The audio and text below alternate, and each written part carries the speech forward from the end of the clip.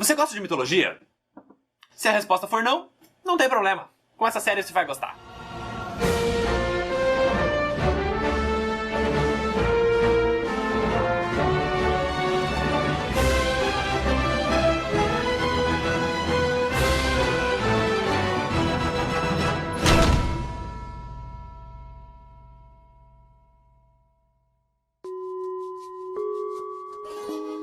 O motivo de muita gente achar que mitologia é chata é que o pouco que a gente aprende na escola é com aquele professor de história que já tá de saco cheio e fazia a gente assistir algum documentário absurdamente chato, tipo Mistérios do Egito. Worshipped as the son of Ra, the sun god. Nossa, cara, isso era que nem um sonífero na sala. E é aí que entra o Mitologia. A ideia desse quadro é contar essas histórias da maneira mais descontraída possível, como se fosse uma conversa de bar. E a maior vantagem desse tema é que todo mundo já conhece os grandes personagens e até já ouviu falar das histórias, mas ninguém sabe realmente o que aconteceu em cada uma delas. Por exemplo, todo mundo já ouviu falar do Minotauro, mas algum de vocês conhece a história dele? E até as mais famosas, tipo os 12 Trabalhos de Hércules, as pessoas só conhecem a versão da Disney, que a propósito é bem diferente da original. Mas chega de enrolação, vamos começar essa bagaça. A primeira coisa que tem que ser dita é que uma mitologia nada mais é que um conjunto de lendas criadas por um povo durante muitas gerações. E elas eram usadas para explicar fenômenos que eles ainda não eram capazes de entender. Por exemplo, quando os povos nórdicos escutavam um trovão, eles diziam que era algum deus passando com sua carruagem pelos céus. E assim surgiu Thor, o deus do trovão. Tendo dito isso, a gente pode começar a falar da minha mitologia favorita, a grega. Os relatos escritos mais antigos que se tem documentados são os 2 poemas épicos de Homero, a Ilíada e a Odisseia, e um pouco depois a Teogonia, escrito por Hesíodo, onde ele fez a primeira árvore genealógica dos deuses. Lembrando que tudo isso é antes de Cristo. Mas antes que isso vire uma aula chata de história, vamos começar a falar dos primeiros deuses. Muita gente acha que o deus mais antigo é Zeus, porque ele é o rei do Olimpo e tem aquela barba branca. Mas não, tem muita coisa para trás de Zeus. A primeira divindade foi o Caos, o deus do vazio. Ele era o tudo e o nada. E como já era de se esperar, não demorou muito para ele ficar entediado. Então, literalmente do nada, ele criou Gaia, a deusa do planeta Terra. Ou melhor, ela é o planeta Terra. E quando o Caos viu que ele conseguia fazer isso, ele já se empolgou. Então, na sequência, ele gerou Tártaro, o deus do submundo, que futuramente vai ser o lugar para onde os mortos vão. E por último, o Caos gerou um par de gêmeos. Erebus, o deus da escuridão, e Nyx, a deusa da noite. E faz sentido que eles sejam gêmeos, porque convenhamos, um pra escuridão e um pra noite é bem redundante, né? Um só já cuidava do blackout. A partir daí, a gente começa a ver os netos do Caos. Nyx sozinha gerou 12 filhos, e dentre eles, os mais relevantes são Eris, a deusa da discórdia, que é uma personagem fundamental na história da Guerra de Troia, que eu ainda vou contar um dia, e também 2 gêmeos.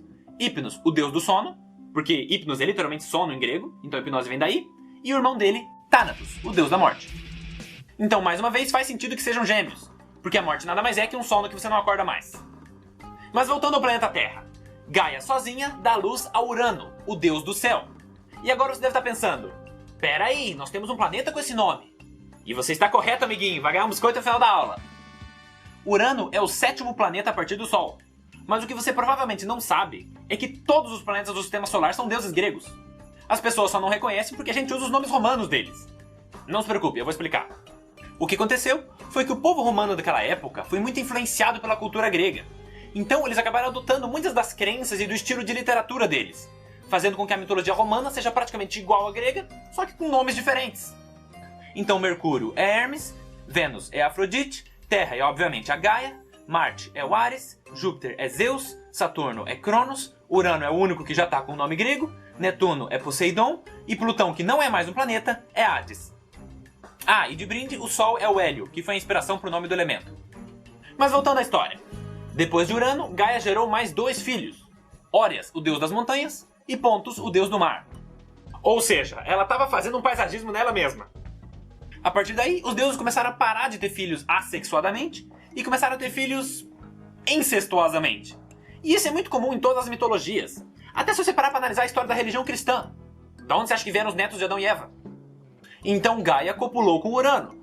O que mesmo sem a parte do incesto já é bem bizarro. Como é que o céu faz sexo com a terra, sabe? Eu queria entender a logística. Tipo... não sei.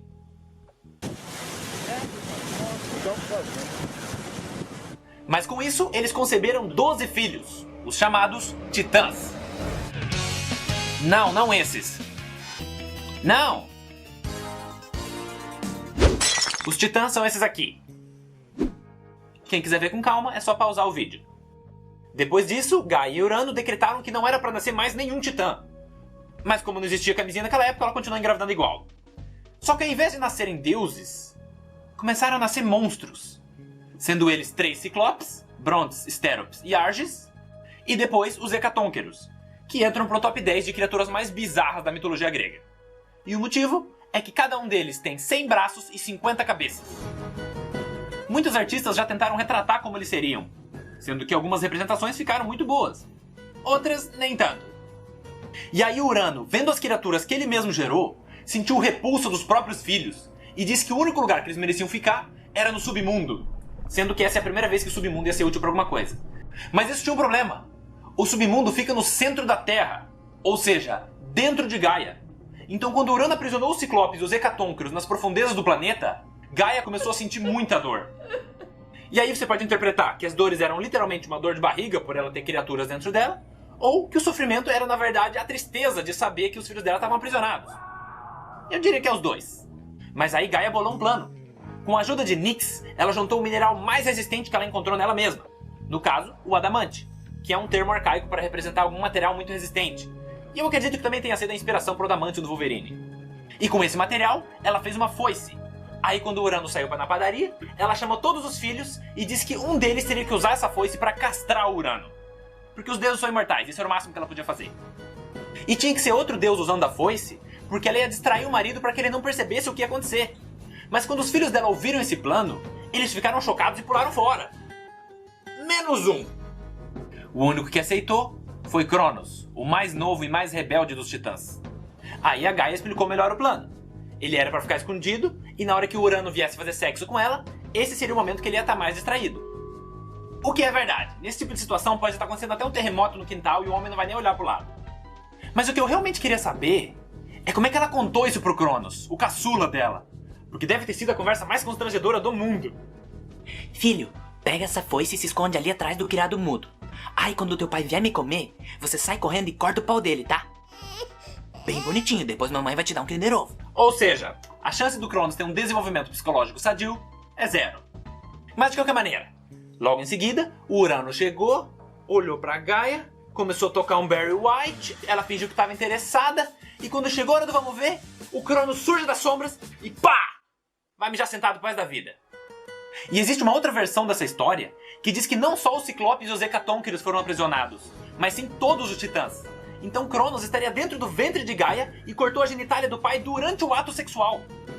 Com isso, a gente chega à conclusão de que as pessoas podem dizer que mitologia é qualquer coisa, menos chata. Continuando a história. Até então, Urano era o rei dos Titãs, mas depois de ser derrotado, Cronos assumiu esse cargo. O que é justo, levando em consideração o que ele teve que fazer. Com isso, Gaia ficou muito feliz, porque finalmente os filhos dela iam ser libertados. Ou pelo menos, era isso que ela achava que ia acontecer. Porque Cronos chegou e falou: os monstros não vão sair. Gaia ficou pasma. E foi aí que ela percebeu que Cronos não atacou Urano para salvar os irmãos, e sim para usurpar o pai e tomar o lugar dele. Então Gaia olhou nos olhos de Cronos e profetizou que ele seria destronado por um de seus filhos, assim como ele fez com o pai dele. Cronos deu as costas e saiu, que nem novela mexicana. Aí, sendo o soberano e o mais forte dos Titãs, a primeira coisa que ele fez foi escolher Rhea como sua esposa e rainha. E assim começou o reinado de Cronos, que foi bem mais longo que o do pai. Nesse período, ele decidiu que não seria uma boa ideia brincar com a profecia de Gaia. Então, ele resolveu não ter filhos. Já seus irmãos tiveram vários, sendo que um deles, Prometeus, filho de Iapto, criou o homem, fazendo dessa a primeira geração da humanidade. Aí, muito tempo se passou sem grandes problemas. Exceto que Rhea estava muito infeliz, porque ela era a deusa da maternidade, casada com um cara que não queria ter filhos. Então chegou uma hora que ela ficou de saco cheio e acidentalmente esqueceu de cuidar a folhinha. Resultado, ficou buchuda. Mas Cronos era um cara precavido, ele nunca esqueceu a profecia feita pela mãe/avó dele. Então, ele resolveu aprisionar os seus descendentes. Só que Cronos foi mais inteligente que o pai. Ao invés de prender dentro da mãe, quando a primeira criança nasceu, ele pegou e devorou. E isso foi acontecendo com cada filho. Hestia, Hades, Deméter, Poseidon, Hera. E agora quem gosta de mitologia já deve ter percebido que se tem Hades e Poseidon, tá faltando alguém aqui. O que nos leva à próxima parte da história. Rhea não aguentava mais ver os seus filhos serem devorados. Então quando a sexta criança nasceu, ela escondeu o bebê. E quando Cronos chegou... Pera aí, dá um pause. Eu não posso ser o único que tá com essa dúvida. Como é que isso aqui engravidou isso aqui? Pensando bem, eu não quero saber. O importante é que no lugar da criança, ela entregou uma rocha enrolada no cobertor. E eu gosto de imaginar que era uma pedra com smiley pintado de canetinha.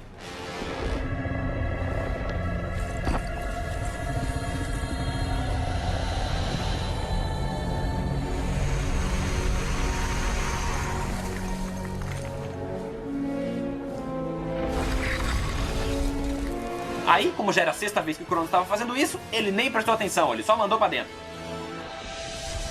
A partir daí, a vida dos titãs continuou normalmente. Mas o que eles não sabiam é que o último filho de Cronos estava sendo criado escondido em uma caverna. E obviamente ele não tinha como se criar sozinho. Quem cuidou dele foi sua avó, Gaia. Então esse garoto por muito tempo foi mantido em segredo na ilha de Creta. E ele foi crescendo e se tornando cada vez mais poderoso. Até que depois de décadas de treino, ele sentiu que finalmente tinha chegado a hora de cumprir a sua missão. Confrontar o rei dos titãs, libertar seus irmãos e concretizar a profecia de Gaia. O nome dele era Zeus.